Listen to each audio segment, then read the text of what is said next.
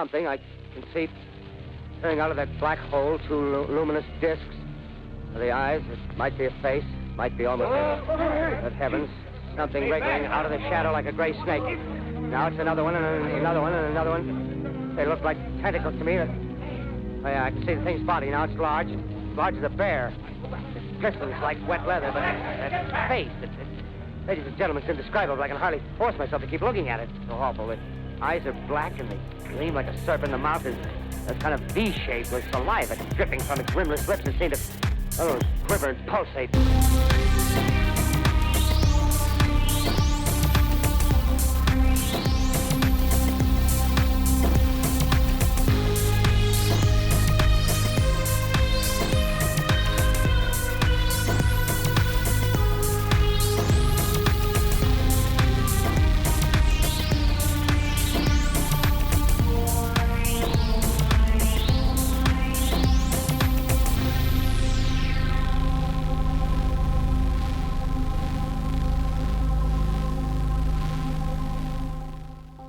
Document what we see, obscure what's possible, misdirect from what we know. Sounds like a sound strategy when engaging in passive observation of a weird world of conspiracy theorists and UFO trackers just outside your grasp. But what happens when there's a more immediate threat inviting you to come closer and closer to it? For Alister McAndrews, that means throwing out the rulebook of department protocols just to get a closer look. But just how do you sneak up on a psychic? Oh, I like that. That's a good line.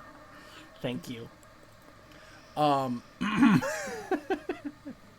don't know why I always do a voice that makes me sound like you're proud of my macaroni art. Teacher, look what I made.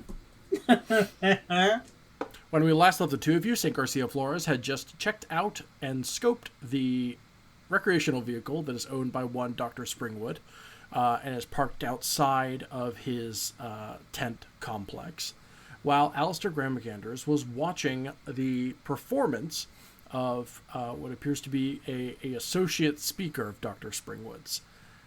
Alister stepped out of the shadows of the tent entrance into the center of the aisle and attempted to confront that associate speaker directly, asking that he speak specifically with Dr. Springwood. The last thing that happened specifically is that the associate speaker of Dr. Springwood's said that she was going to go check to see if the doctor was in, quote unquote. So I guess she steps off of the side of the stage, leaving the podium empty for a moment as she goes back behind the scenes of the tent, so to speak. It seems like there's almost like a back room of sorts. That the back of the stage is not necessarily the back of the tent. Okay. If that's just a green room or if they're storing anything back there, it's not clear. It's where they hide the bodies, obviously. How do you know about the bodies? That's classified, Ben. I don't think there's anything I want to, do. I'll just wait. How annoying do I want to be? I'm going to go over to the podium, lean up against it, and I'm just going to say, for the sake of it, that there's, a pen or a pencil on there or something. Sure. And I'm going to start really, I'm going to start, tapping it. Flipping it between my fingers and, tapping it on the top of the podium. The equivalent of putting your boots up on the coffee table. Yeah, exactly. So Alister is kind of leaning against the podium, tapping, having stolen a pen. Is just, I'm not tapping it on the microphone, that would be overkill. But I'm definitely tapping it, on the podium where you shouldn't be tapping things. Saint, from your perspective, you see that associate speaker stepping out of the side of the tent.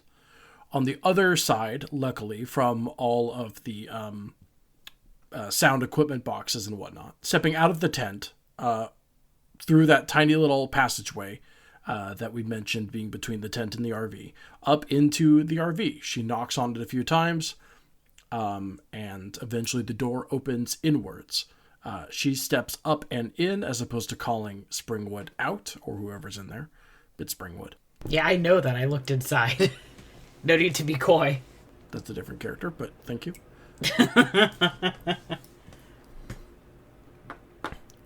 She steps up and in, as opposed to Springwood stepping out. And I don't know what angle you're at exactly, but you can probably see kind of some back and forth shadow and lighting on the inside, as if people are, pacing back and forth a little bit. 2 people, anyway. The lights go out in the back room of the RV, and I'd say maybe about a minute later, Springwood steps out with his full, sports coat and cane combination, his full ensemblage. Specifically the locked back room, or are we talking about in the main area of the RV? In the locked back room. Interesting. Because I didn't see him back there. I saw him in the main part, right? Mm-hmm. Huh. Okay. But the lights go off in the locked back room. I am going to attempt to open that RV door and see if it's open. Cool. If they locked it behind them. I'm trying to see if it's locked. Oh. Which is information you can tell me. Right, for sure. The door is locked. Great. I would like to try and burgle it then. All right, go ahead. I love burgle as a verb. Mm-hmm. Couldn't agree more. I am going to try and remember how fate works really quick. That's a mood. Fate points, you can either re-roll or you can add a +2. That's correct. Okay. I'm just going to spend a fate point to re-roll, because in a total I got -1, which I don't like, and I don't want. Especially not at this point of the juncture when we're almost done with this chapter. I can start blowing these. Knock on wood. I can start blowing these. So this is a much better roll. I got 3 positives and a neutral, so that's a +4 total. Hey. I got 3 6s and a 3 for reference. So I rolled real good. You take out the lockpicking tools that you used earlier this day to get into the RV. One day we'll have a ParaScience chapter that takes place overnight, but in the meantime, everything's been a one and done within a calendar day situation. But yeah, you successfully break open the lock, especially since you were able to do it earlier today. It is not unfamiliar territory to you, and you step up into the coolness of the RV. They've let they're keeping the AC on. And this hot winter day. Anyone in there? No one in there. Okay, to the locked door I go, and I will attempt to burgle that one too. There is a combination padlock attached to that door. It is indeed one of those ones that has the 4 dials, the 4-digit dials at the base. It absolutely looks like an awkward addition to this door. It certainly, the RV door did not come with a combination padlock. Yeah. Yeah, most RVs don't. But this definitely looks like it was drilled into the door. A security adjustment perhaps made by a member of Springwood's crew. Can I actually, before I attempt a burgle, can I try a few different significant years? Of course. I would like to try the year, because I got all this information from Alistair, so I would like to try the year his father died. And I would also like to try the year that Mackenzie Roberts' uncle died. The one that kind of shut down the whole kit and caboodle. Mm-hmm, mm-hmm. It's not gonna... I'll try his birth year for shits and gigs, but I doubt it's gonna be that. So I'll try those and see if that gets me anywhere. Cool. Which one are you going to try first? I'm going to try father's death. I don't know if I specifically gave a date, but I know that Magenta and Cyan specifically said that he has been dead since the 90s. I'm going to say you were able to look up that date on your own accord. That does not go through. Let's go back to Ezra. Oh, okay. Okay. Shit, alright. Alistair, you see Dr. Springwood enter the left side of the tent, I guess house left, as it were, since this is absolutely a theater. He has his metal walking cane, again, very medical looking in nature, as opposed to a wooden cane. He has his green suit jacket, he has his hair tied back, He is in showman mode. Okay. Even partially different from when you saw him at the resort earlier today. Sure, all right. He steps up onto the podium and just says, I hear that we have someone in our audience tonight who's interested in hearing more about our beautiful church and what we can offer to them. Is that correct? He obviously is looking directly at you as you are at. Alistair channels a little bit of his, obnoxious Connecticut old money uncles, despite literally being dressed like a alien Coachella bum. It's in the vibes. And just says, sure, Dr. Springwood. Enlighten me. Ezra, if you could give me either rapport or provoke, and keep talking past that. Okay. I don't have provoke as a skill. Saint would disagree. Fair. But beyond that, so have a dice you would just value, roll. So I can you roll wouldn't add anything rapport, for or it, I can just roll provoke. I mean, if you have rapport, roll I do have rapport. rapport. I have rapport. I guess I'll roll rapport. Okay. 4d6. And then keep talking past that. All right. That's really bad. That's 3 negatives, 1 positive, which works out to -2, and I have a +3 in rapport, which still only gets me a +1. What would happen if I rolled? You could spend a fate point, get an extra +2. This may be the finale of this chapter. Like, might as well blow it. That is true. Okay, yeah, I'm gonna go ahead and spend a fate point to get me up to a +3. You know, Doctor, I'm pretty widely read. I've been a lot of places seeking meaning in life, something beyond, money, success, that sort of thing. There's a lot of crackpots out there. So, Of course. if you've got something real, well, I'm willing to set my skepticism aside. That's the kind of attitude that we like to hear, Alistair. He says, using a name that you have not given him yet. Yep, absolutely. Worldly knowledge is, of course, critical to our growth forward as people, and so are setting aside petty notions of success and money, as you said. These are concerns that don't really concern members of our church. I can see that you're already on the right path in that respect, and I admire that about you, Alistair, I really do. But for true expansion of understanding of the nature of this world, that is the first critical step forward into joining an organization such as ours. Tell me, what are you looking for in life? Do you feel anything weighing you down? Anything holding you back, preventing you from being the person that you want to be? How do you visualize the perfect Alistair Graham McAndrews?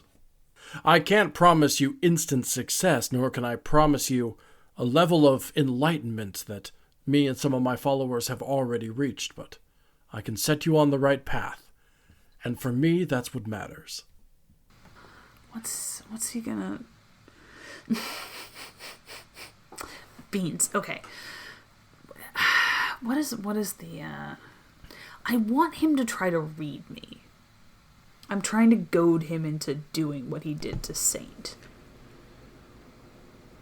I mean, this is a little obvious. You could always just do a, prove it. Yeah. Or, I was here earlier. You, did a reading on this guy. I want to see you try that again. Yeah. Okay. What is the... how do I know he wasn't a plant or something? That's true. Dr. Springwood, I want what every curious man wants. I want to understand.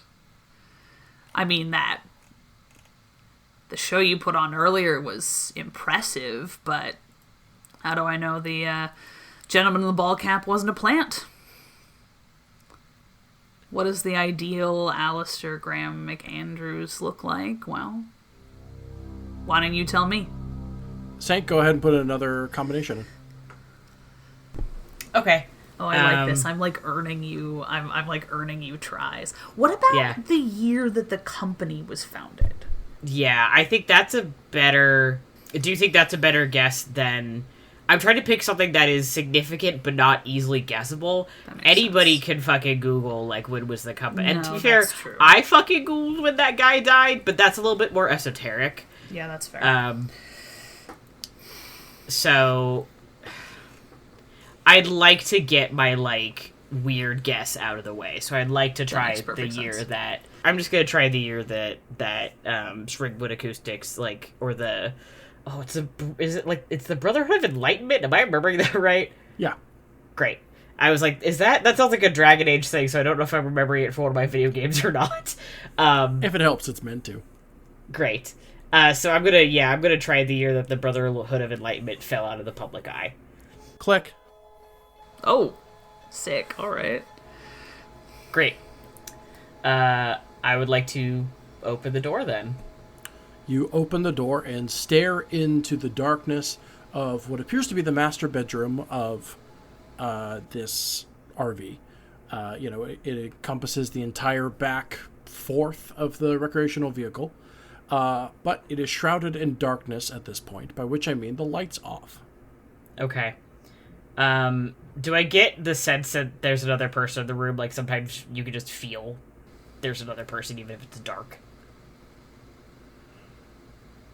Oh, I don't like that you just smiled before you answered that question. Oh, shit. Another person? I'm not sure. But you certainly feel a presence. Oh, fuck. Excellent. I have my phone on me. I'd like to use my phone flashlight. All right. You turn the flashlight on in the room. Alistair, back to you. Cool. All right. This is how it's going to be, huh? It's a good format. I like it. What does the ideal Alistair look like? That's such a great question. Would you mind taking a seat next to me, Alistair? Sure. He gestures to the very same chairs that he had Saint sit down in earlier in this day. Yeah, I will sit my little butt in that chair. He moves his cane over to his right hand and extends his left hand to you, kind of cupped out, asking you to hold it. Okay, sure. Yeah, I will raise an eyebrow at him, but I'll reach out and we can kumbaya this shit. Alistair, would you mind if I started by asking where you're from? Do I want to lie to him or not? Is that interesting if I start trying to lie to him? I don't think you would need to. I don't think so. I don't think it will work. No, I know, but I'm wondering if me lying to him so that he will call me on it is interesting. Do you think Alistair's instinct here would be to lie? He lies a lot. Then lie. I just want him to... I want to throw him a softball to start out with. It's like I want to pick something that's obviously not true. This motherfucker is definitely not from, like, Malibu or something like that. Can you just throw me that line one more time? Alistair, let's start with something simple. I'm going to try to figure out just exactly who you are and what exactly you're looking for in life through a series of questions. Is that all right? Absolutely. Let's start with, where are you from? Ohio. Ohio, yes. Heart of Middle America, the swing state so frequently, home of the Rock and Roll Hall of Fame. Is that right? You ever been? No, it's really more of a tourist thing. Sure, of course, I understand. You know, my father, he is not credited in the Rock and Roll Hall of Fame by any measure, but some of his technology, my father was a sound engineer, you see. Instrumental in the creation of surround sound. Did you know that? You probably didn't know that. I didn't. Just a contribution that we Springwoods have made to music over the last 50 years or so. It's something I'm very proud of, although I don't typically listen to worldly music. Alistair, what do you do for a living? systems technology. Believe me, it's really boring. I don't think these fine people want to hear about the ins and outs of who broke the database this week. Oh, Alistair, I don't think that's true. I think our audience would love to hear all about it. Especially because I'm picking up that it's a little more complicated than that. You analyze systems for sure, but I'm picturing something a little more investigative. Is that correct? Oh, interesting. Okay. Just who are you, Alistair, and what are you doing in my tent? Is a thought that he says, not with his mouth, but still is one you hear inside your head. Shit, okay. Saint, back to you. You flick on the light. It is that harsh white light of a phone flashlight.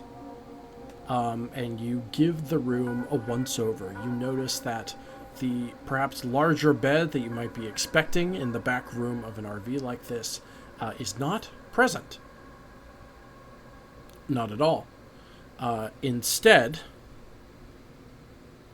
there is a simple armchair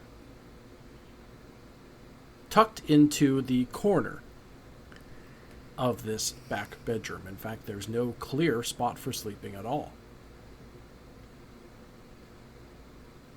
There are a handful of bookshelves that look like they were kind of bolted to the ground. Looks like they might be, like wire rack mobile something or others that have been bolted into the back of this heavily modified master bedroom.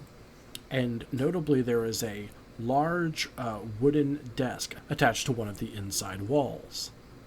On it are two pieces of electrical equipment. They look almost like cartoonish, like electrical, like dynamos.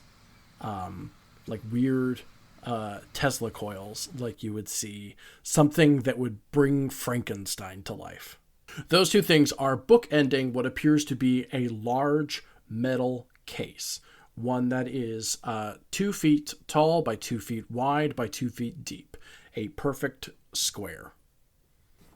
You look around the room some more and you see a number of pieces of poster board, of printer paper, of post-it notes, red string even, connecting various dots and points on the wall, various illustrations and handwritten notes. Doesn't look all that different from Agent Coy's hotel room in Kenway, Nevada only a few months ago. But everywhere, on all of these pieces of paper, you can see those symbols. The symbols that Alistair made you aware of, and the symbols that Springwood tried to get you to read. The so-called visitor's alphabet. All around what appears to be an electrical altar.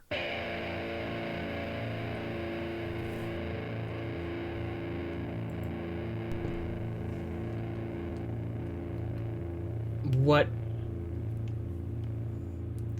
When you say electrical altar, clarify? The two dynamos and whatever's in the center on this big kind of desk slab kind of gives off the vibe of like cool. If these were candlesticks and a skull, you would not you would Yes. say altar. I thought you were referring to a secondary piece of furniture that wasn't the desk, which is okay. The box, is there like a hinge? Is there a lock? Does it look openable? There is indeed a hinge at the top. It is not locked. And this presence I felt not visible, Not visible. but I still feel it. You still feel it between the two dynamos,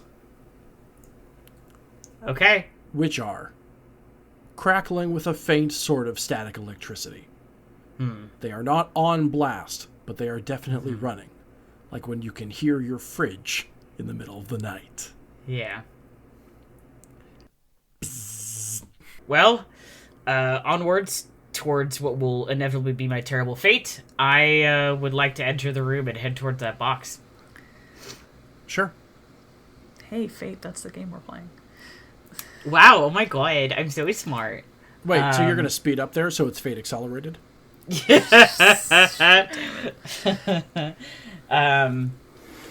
I don't run into anything that would stop me? No, just the spring-loaded bear trap. Ah, sick, just like Saw. Anyway, okay, I'm gonna try and open... Sorry, the one in Saw is a reverse bear trap. Please don't call me out on Twitter for this. I would like to try and open the box, please. Sure. You lift the hinge of this box. It does not seem... It's not like a safe. It does not seem that it is meant to keep anyone out or be otherwise impenetrable. And you look down and you see what appears to be a perfectly smooth metal ball. Large. Like fist size or bigger? Much bigger. Possibly about the size of your head. Oh, okay. Any other notable features? No. No features. A perfect metal sphere. Quite heavy. About the size of a basketball. Absolutely featureless. Okay, well, before this... I'm going to take a photo of it, because this thing is about to fucking kill me. I'm going to take a photo of it and send it to... And this whole altar, and send it to Alister, and then... Oh my god. The machines on either side, they are just bookending it. They're making that sound. Are they attached in any way to the box or the ball or anything like that, or are they just kind of surrounding it? You feel like when you reach down, you can kind of feel like you're pushing through an electromagnetic field. Okay. They don't appear attached, but it doesn't seem like they're supposed to be. Okay. God, there are two pieces here. I want to touch this thing real bad, and if I touch this thing, it's gonna go real bad for me. And I also don't necessarily know what that's gonna do. Fuck it. Feet first. I am going to try and pick it up. The second your fingers touch the surface of this sphere, you can feel it begin to start to spin underneath the heat of your hands. Alister, Dr. Springwood spaces out for a second. Oh, okay. As he's talking to you. Whatever he was saying, it seems like he notably caught himself halfway through his sentence. Much like the idiot dungeon master of this show sometimes finds himself tripping through a sentence. Okay. And he just said, in my head, he said, "Who are you? And what are you doing in my tent?" What are you doing in my tent? He then starts to pivot back toward his audience before clearly losing himself halfway through his sentence. And it's noticeable. He is talking loud and broadly, and he is doing that kind of snaky talk that he does. Yeah. And he very clearly does a full-blown... And of course, those are the reasons that we... it's a full stall out. Oh, okay. Interesting. Okay, so I'll play along a little bit. Well, Dr. Springwood, like I said, I'm a curious man. And I never pass up an opportunity to investigate, as you said. And sometimes that comes in handy in my kind of job. You know, getting to the bottom of things, really attention to detail, catching things that other people don't. All hallmarks of a good systems engineer. And I want to try to think back at him. I want to kind of catch, as I'm saying this, I want to kind of catch his eye, and I imagine it's pretty clumsy feeling, but I think Alister tries to think back. I'm gonna very carefully and intently try to think back at him. Two thoughts here. I want to know which parts are real, and I want to know what I want to know what you do, or Because he's got to know that that's. I don't think I'm giving anything away there if I try to tell him something like that. No.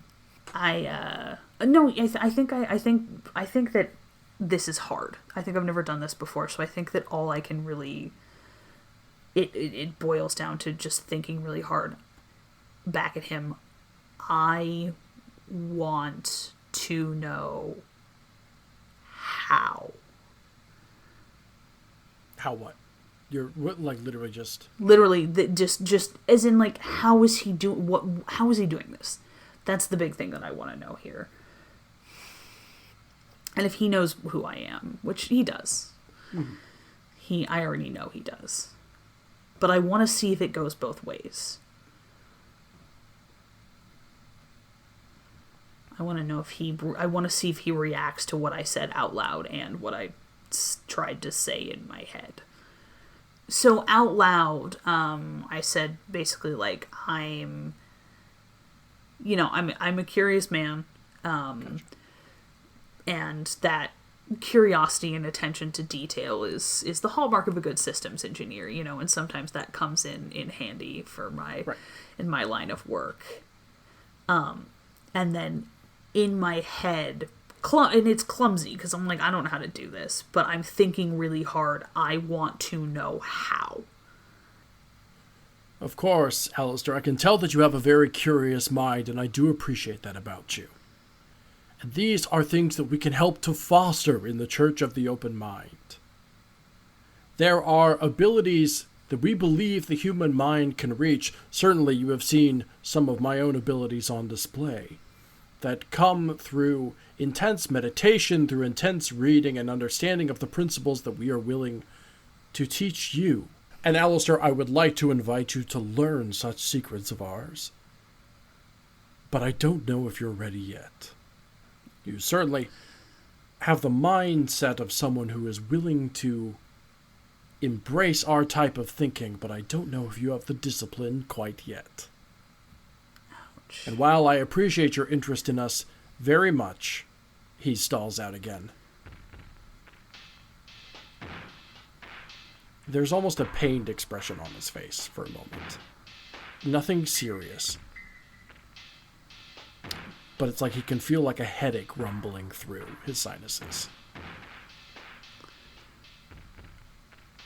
Without much of a further word from him, the larger gentleman who is sitting off stage, the one with the dragon tattoos, stands up and excuses himself from the tent. Oh shit, okay. Springwood's mouth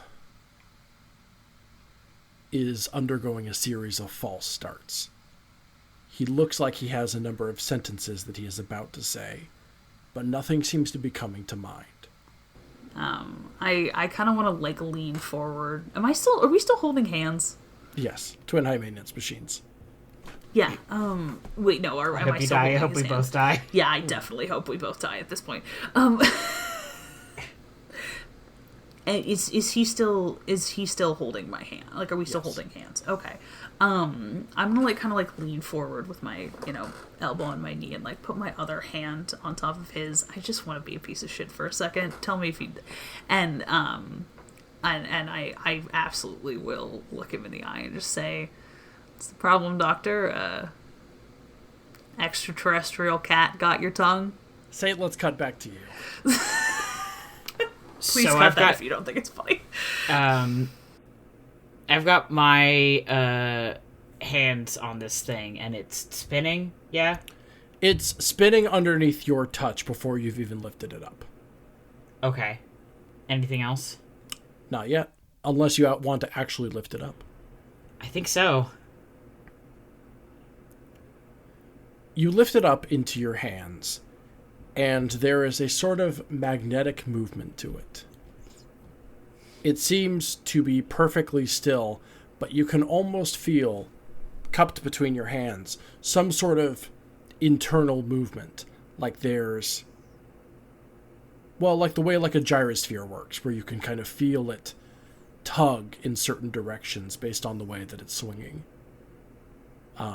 If you've ever had one of those toys that's like two magnetic rods that like that a wheel is going around, that kind of give and pull and give and pull.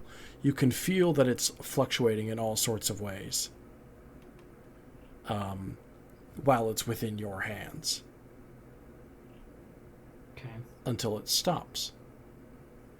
And you can feel some sort of presence in this very room. And you can feel it looking up at you. Where? From the orb between your hands. Can I roll an empathy here? Of course for my you can. miscellaneous exorcism ability? Of course you can. That is going to be a 4. Oh, sexy. I didn't roll. I rolled 2 negatives and 2 positives, but my empathy is a 4. So, Saint, your mind flashes with every single symbol of the visitor's alphabet at once.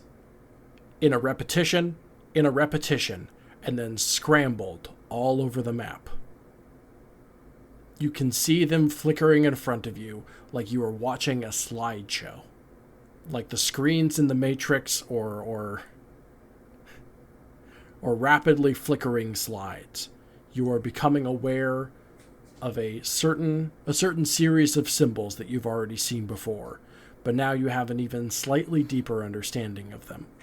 Although, in knowing that you have this deeper understanding, you know that there is so much more that you don't understand about them. But you can feel that the sphere, whatever sentient quality it has, is attempting to communicate with you by showing you how it speaks. okay. Am I getting any kind of sense of what it is trying to communicate, or are we at the point where it's like I can't even read its body language? There's certainly no body language literally to read, and you're still having a hard time grasping what this absolute deluge of symbols could possibly mean to you. Is it repeating any of them in particular? It certainly is. It repeats the entire thing from beginning to end 3 times at the very start, and then sends them all to you in a scrambled fashion that repeats over and over and over again in ways that you can't possibly comprehend yet. Whether these are sentences or it's just pure knowledge that it's dropping on you, it's hard to tell. This is a level of linguistics outside of your level of comprehension. However, there's a series of books you can purchase. Yeah, fat Called fucking called Anyway, so when have I pulled this orb out of the like electromagnetic sphere of influence at this point, or can I if I have not? Sure, yeah, you can. Okay. You have not, but you can. Does that change anything? Nothing about the orb seems to have changed itself. Alistair, from your perspective, you see Springwood stand bolt upright. Oh shit, okay. I'm in trouble. Alistair, I'm so sorry, but I'm afraid our session has to come to an end. I encourage you to buy our books. Good day. He says before stepping out of the room and toward the RV. What you've just been listening to was ParaScience, a glimpse into a world unknown. It was an actual play horror adventure told to you through the Fate system. Our players are Ezra Kaye as Agent McAndrews McAndrews, and Matty Trumbo-Gomes as capable young man St. Garcia Flores. As for myself, I was your game master and disembodied voice, Ben Hamlin. I also produced this show. Our theme song is by the incorporeal Johnny Rinaldo, and our logo was created by the haunted visage of Terra Bosart. We are currently in the process of remastering and transcribing earlier episodes of the show, and for that I would like to thank Glory Duda, Marcel Hood, and Julie Cooper, as they write down our every word and weave an intricate web of audio for you. You can stay tuned to our social media channels for more information on these developments. This show is brought to you by Infinity Break, where we're telling stories our own way. You can follow us on social media at InfinityBreak23 and check out our website for all of our other podcasts at InfinityBreak.net. We appreciate you listening to this program. If you want to help spread the word, there are a good many ways to do that. Word of mouth helps us immensely, and you can add us at ParaScience Pod on Twitter. And while you're at it, why not tag Infinity Break 23?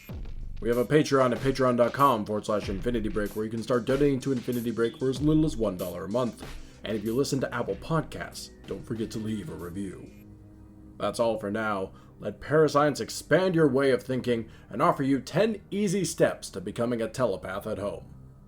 We'll see you in 2 weeks' time.